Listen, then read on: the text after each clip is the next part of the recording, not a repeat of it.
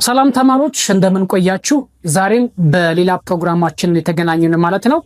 እንግዲህ ዋይት ቦርድ ላይ እንደምትመለከቱት ዛሬ ክፍል 4 ነን። ዛሬ ክፍል 4 ነው የምንመለከተው ማለት ነው። ክፍል 4 ሞዴል ጥያቄዎችን ከ6ኛ ክፍል ሂሳብ ትምህርት ላይ የተወሰደ እዚህ ጋር እንደምታዩት አይነት ጥያቄ ነው የቀረበላቸው ማለት ነው። ይህንን የሞዴል ጥያቄ በተለያየ ጊዜ ተማሪዎችን የተፈተኑት ወይም ደግሞ የወሰዱት ጥያቄ ነው ማለት ነው። ስለዚህ እናንተም በያላችሁበት ቦታ ላይ ሆናችሁ ማለት ነው እንደዚህ ያለ ይዘት ያለው ትምህርት የምትማሩ ተማሪዎች ካላችሁ እንዲሁም ደግሞ ልጆቻችሁን የምታስጠኑ ወላጆች ካላችሁ ይሄን ቪዲዮ እስከ መጨረሻው ድረስ እዩት። ቪዲዮ ላይክ አድርጋችሁ ጀምሩ። እንዲሁም ደግሞ ቪዲዮ እንዲደርሳችሁ ሰብስክራይብ በማድረግ አብራችሁ ከኔ ጋር ልትቀጥሉ እንደምትችሉ ተስፋ አደርጋለሁ። ይህንን ጥያቄያችሁን በምትሰሩበት ሰዓት ምን ማድረግ አለባችሁ፣ እንዴትስ መስራት አለባችሁ የሚለውን እናያለን። ጥያቄያችን ከመስራታችን በፊት ተማሪዎች ብዙ ጊዜ ማስተዋል ያለባችሁ ነገር የሚሰጣችሁን ጥያቄዎችን የመጀመሪያ ስራችሁን ማስተዋል ወይም ደግሞ ጥያቄ መረዳት ይኖርባችኋል ማለት ነው። ስለዚህ አብረን እንስራው። የተጠየቀው ጥያቄ 4 ሙሉ 1/5 እና የ0.05 ብዜት የሆነው ከነዚህ ምርጫ ውስጥ የትኛው ነው? እዚህ ጋር እንደምትመለከቷቸው እነዚህ ምርጫ ማለት ነው መልሳችሁ በአስርዮሽ ነጥብ እና በአስርዮሽ ቁጥሮች ማለት በአስርዮሽ ቁጥሮችና ሌላኛው ደግሞ መልሳችሁ በክፍልፋይ የተቀመጠው። ስለዚህ የግዴታ እንደነዚህ ያሉ ጥያቄዎችን በመሰሩበት ሰዓት አስቀድማችሁ ቅድም እንደነገርኳችሁ አስቀድማችሁ ምርጫችሁን ታያላችሁ። ከዛ በኋላ መልሱ ለማግኘት እናንተም ወደዛ መሞከር ይጠበቅባችኋል ማለት ነው። አብረን እንስራው።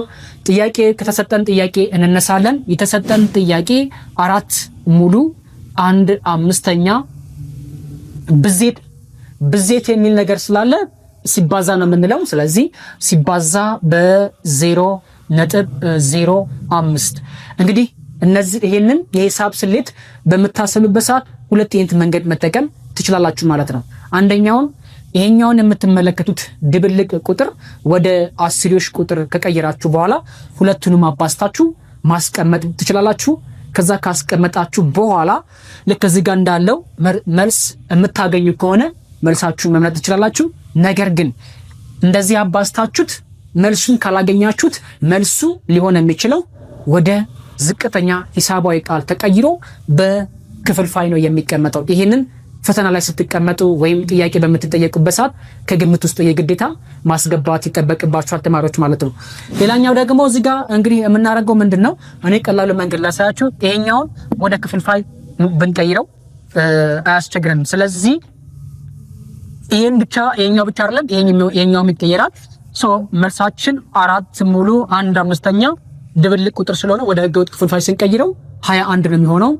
21/5 ምክንያቱም 5 ሲባዛ በ4 20 ከ1 ጋር 21 ሲባዛ ይሄኛውም ወደ ክፍልፋይ በመትቀይሩበት ሰዓት ከነጥብ በኋላ ያሉ ቁጥሮች ብዛት 0.5 ስለሆነ ይሄንን አስርዮሽ ቁጥር በ100ኛ ብታባዙት ሊሆን የሚችለው መልሳችሁ 5/100 ይሆናል ማለት ነው። እንግዲህ ይሄን ቁጥር እንደምታዩት 21/5 ወደ ድብልቅ ክፍልፋይ መቀየር ካልሆነ በስተቀር ወደ ዝቅተኛ ሂሳባዊ ቃል ከዚህ በላይ መቀየር አንችልም። ሊቀየር የሚችለው ቁጥር 5/100 ወደ ዝቅተኛ ሂሳባዊ ቃል መቀየር ትችላላችሁ ማለት ነው። ያ ማለት ምን ማለት ነው? በትልቁ የጋራ አካፋያቸው ላዕሉና ታህቱን የግድ ልታካፍሉት ይገባል ማለት ነው። ትልቁ የጋራ አካፋያቸው የ5 ቁጥርና የ105 ነው። ስለዚህ ላዕሉና ታህቱ በ5 ቁጥር ማካፈል ይጠበቅብናል ማለት ነው። ከዛ በኋላ ስራችሁን እያቃለላችሁ ወይም ደግሞ እየጨረሳችሁ ስለሆነ 21/5 ሲባዛ 5 ሲካፈል 5 1 ነው የሚሆነው። 100 ሲካፈል 5 ደግሞ 20 ነው የሚሆነው።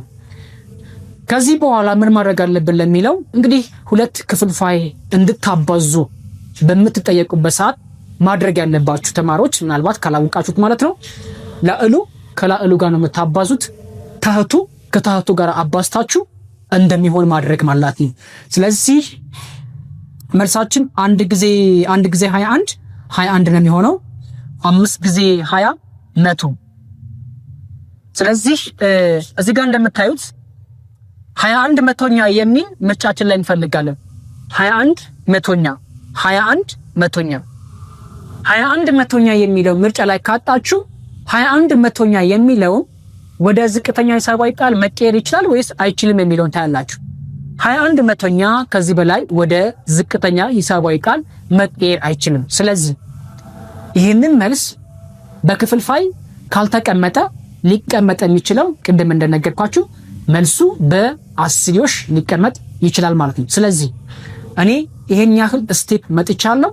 እንግዲህ ከነዚህ ክፍልፋይ ውስጥ ይሄኛውን መልስ መሆን አይችልም፣ ከዚህ አንጻር ይሄኛውን መልስ መሆን አይችልም። ስለዚህ መልሳችሁ ማን ነው? ሐመርሃ ወይስ መ? የዚህን መልስ ጥያቄ ኮሜንት ላይ ፈልጓለሁ ማለት ነው። ከዛሬ ጥያቄ ላይ መልካም ነገር እንደገበያችሁ ተስፋ አድርጋለሁ። ቀጣይ ደግሞ በክፍል 5 እንገናኛለን። ክፍል 5 ላይ የተለያዩ ጥያቄዎችን እንፈተናለን ማለት ነው። እንዲሁም ደግሞ እናያለን። ስለዚህ ይህን ቪዲዮ እስከ መጨረሻው ድረስ ያያችሁ ተማሪዎች ይህንን መልሳችሁ ኮሜንት ላይ አስቀምጡልኝ። አንደኛ ማንኛውንም አይነት ሀሳብ አስተያየት ካላችሁ ኮሜንት ላይ ጻፉልኝ። በቀጣይ በሌላ ቪዲዮ እንገናኛለን።